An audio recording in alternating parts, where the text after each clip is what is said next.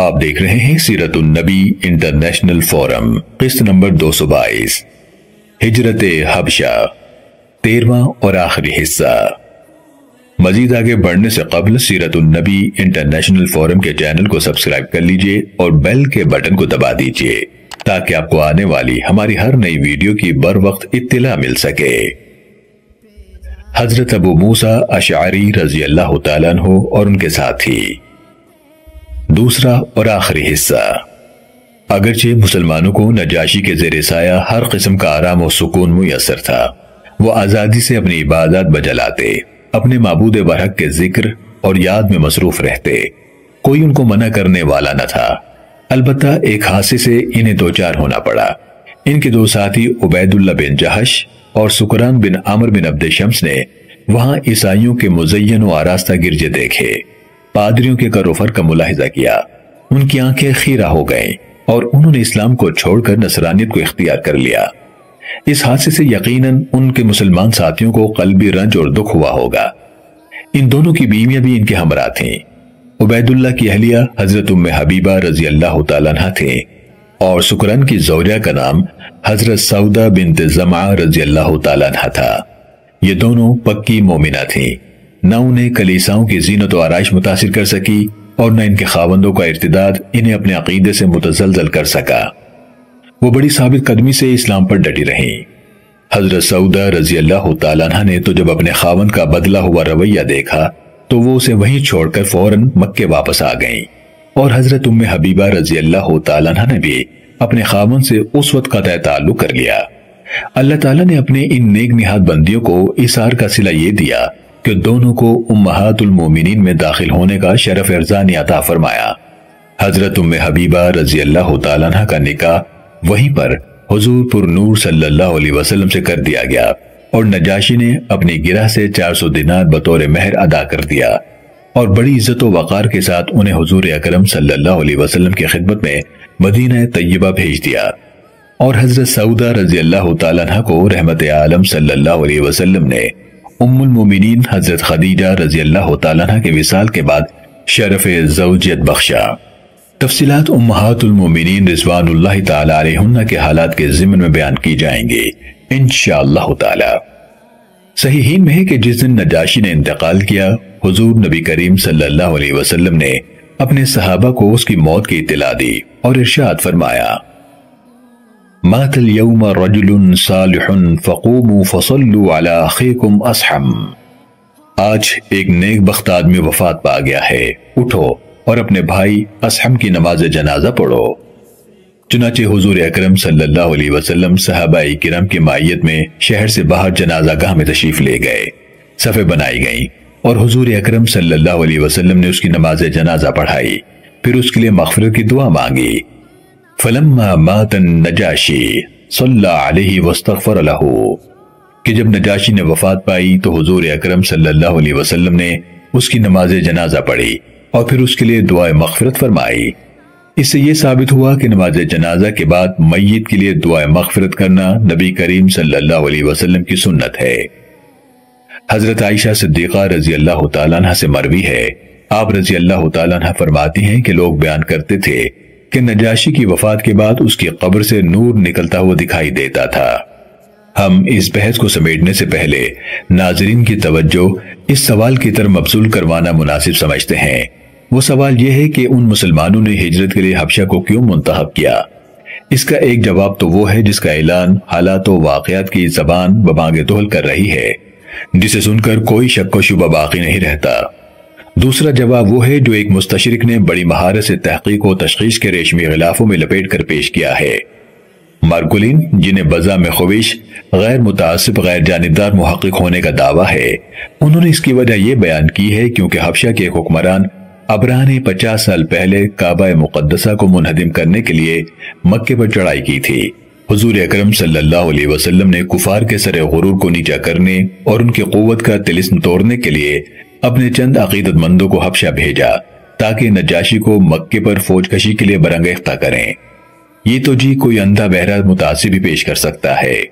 سرکار دو عالم صلی اللہ علیہ وسلم کی زندگی کا مقصد ہی یہ تھا کہ اپنے جد امجد حضرت ابراہیم خلیل اللہ علیہ السلام کے تعمیر کردہ کعبے کو جو عرصے سے ایک صنم کدہ بنا دیا گیا تھا، اس کو بتوں کی نجاستوں اور آلودگیوں سے پاک کر کے پھر اللہ تعالیٰ وحدہ لا شریک کی عبادت کا مرکز بنا دیں۔ کیا ایسی ہستی کبھی یہ سوچ بھی سکتی ہے کہ اسے پیوند خاک کرنے کے لیے کسی بیرونی طاقت کو حملے کی دعوت دے؟ نیز پہلے حملہ آور کا جو عبرتناک حشر ہوا تھا اور جس پر ابھی طویل عرصہ بھی نہیں گزرا تھا، کون تھا جو اپنے آپ کو تباہ و برباد کرنے کے لیے اتنا بے تاب ہو کہ بیت اللہ شریف پر حملہ کر کے غضب الہی کو دعوت دے؟ سیدھی سی بات یہ ہے کہ حبشہ سے اہل مکہ کے دیرینہ روابط تھے۔ حضرت ہاشم نے اپنے اثر و رسوخ سے قیصر روم سے اپنے تجارتی کاروانوں کے لیے اجازت نامہ حاصل کیا تھا تاکہ اس کی مملکت میں مکے کے تجار آزادی سے کاروبار کر سکیں۔ اسی طرح آپ نے قیصر روم سے شاہ حبشہ کے نام ایک سفارشی خط بھی لکھوایا تھا کہ وہ مکے کے تاجروں کو حبشہ میں کاروبار کرنے کی اجازت دے۔ اس طرح پشتوں سے عرب کے لوگ حبشہ میں آتے جاتے تھے، اس کے علاقوں سے بھی باخبر تھے اور وہاں کے باشندوں سے بھی ان کی جان پہچان تھی۔ سابقہ واقفیت کی بنا پر مکے کے مہاجرین نے حبشہ کو اپنی ہجرت گاہ کے لیے منتخب کیا۔ نیز یہ ملک جزیرہ عرب سے زیادہ دور بھی نہ تھا، یہاں آنا جانا ان کے لیے آسان بھی تھا اور ارزاں بھی۔ راہ حق کے ان مسافروں نے کشتی والوں کو فی کس نصف دینار کرایہ ادا کیا تھا، اور سب سے بڑی کشش ان کے لیے یہ تھی کہ حبشہ کا حکمران بڑا عادل اور منصف مزاج تھا۔ چنانچہ سرکار دو عالم صلی اللہ علیہ وسلم نے جب اپنے جانباز صحابہ کو حبشہ کی طرف ہجرت کرنے کی اجازت دی تو بئی الفاظ اس کی وجہ بیان فرمائی۔ حضور اکرم صلی اللہ علیہ وسلم نے انہیں فرمایا، وہاں ایک ایسا بادشاہ ہے جس کے سامنے کسی پر ظلم نہیں کیا جا سکتا، تم وہاں رہو یہاں تک کہ اللہ تعالیٰ ان مشکلات کو جن میں تم اب مبتلا ہو آسان فرما دے۔ محترم سامعین و ناظرین کرام، اللہ رب العالمین قرآن مجید فرقان حمید میں ارشاد فرماتا ہے، ما كان محمد ابا احد من رجالکم ولكن رسول اللہ وخاتم النبیین وكان اللہ بكل شیء علیما، یعنی محمد صلی اللہ علیہ وسلم تمہارے مردوں میں سے کسی کے باپ نہیں ہے، لیکن وہ اللہ کے رسول ہیں اور سب انبیاء کے آخر میں یعنی سلسلہ نبوت کو ختم کرنے والے ہیں، اور اللہ ہر چیز کا خوب علم رکھنے والا ہے۔ سیرت النبی انٹرنیشنل فورم کی پوری ٹیم اور دنیا بھر کے مسلمان عقیدہ ختم نبوت پر دل و جان سے ایمان رکھتے ہیں۔ سیرت النبی صلی اللہ علیہ وسلم کی یہ قصہ دیکھنے کا شکریہ، اسے دوسروں تک پہنچا کر صدقہ جاریہ کا حصہ بنیے۔ ہم کسی بھی قسم کی غلطی کے لیے معذرت خواہ ہیں اور معتبر دلیل کی بنیاد پر اپنی اصلاح کے لیے شکر گزار ہیں، جبکہ آپ کی پرخلوص دعاؤں کے طلبکار ہیں۔ جزاکم اللہ خیرا کثیرا۔ آگے کیا ہوا یہ جاننے کے لیے دیکھتے رہیے سیرت النبی انٹرنیشنل فورم۔